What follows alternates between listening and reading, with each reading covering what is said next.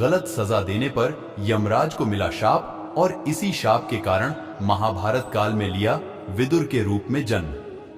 यमराज को मृत्यु का देवता कहा जाता है, जिनसे सभी डरते हैं। लेकिन पौराणिक कथाओं के अनुसार एक व्यक्ति ऐसे भी थे जिनको मृत्यु के देवता से बिल्कुल भी डर नहीं लगा। यही नहीं, उन्होंने यमराज के दरबार में पहुंचकर उन्हें दोषी बनाकर शाप दे दिया, जिससे कि यमराज को धरती पर मनुष्य के रूप में जन्म लेना पड़ा। चलिए जानते हैं इस घटना की पूरी कहानी। महाभारत की एक कथानुसार मांडव्य नाम के एक ऋषि थे। एक बार वह तपस्या में लीन थे।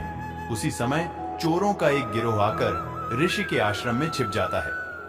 मांडव्य ऋषि जब तक घटनाक्रम को समझ पाते, तब तक राजा के सिपाही उन्हें चोरों को शरण देने के जुर्म में गिरफ्तार कर लेते हैं।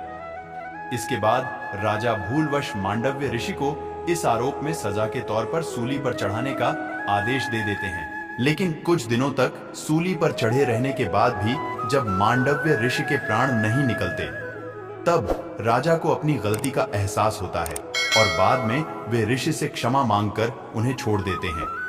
इसके बाद ऋषि यमराज के पास पहुंचते हैं और पूछते हैं कि उन्होंने अपने जीवन में ऐसा कौन सा अपराध किया था कि मुझे इस प्रकार सजा मिली।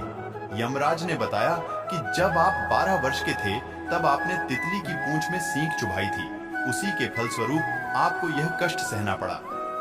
ऋषि मांडव्य ने यमराज से कहा कि 12 वर्ष की उम्र में किसी को भी धर्म अधर्म का ज्ञान नहीं होता।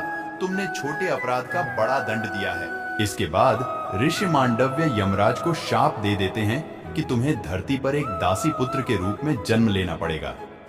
और ऋषि मांडव्य के इसी श्राप के कारण यमराज को भी महाभारत काल में दासी पुत्र बनकर विदुर के रूप में जन्म लेना पड़ा था।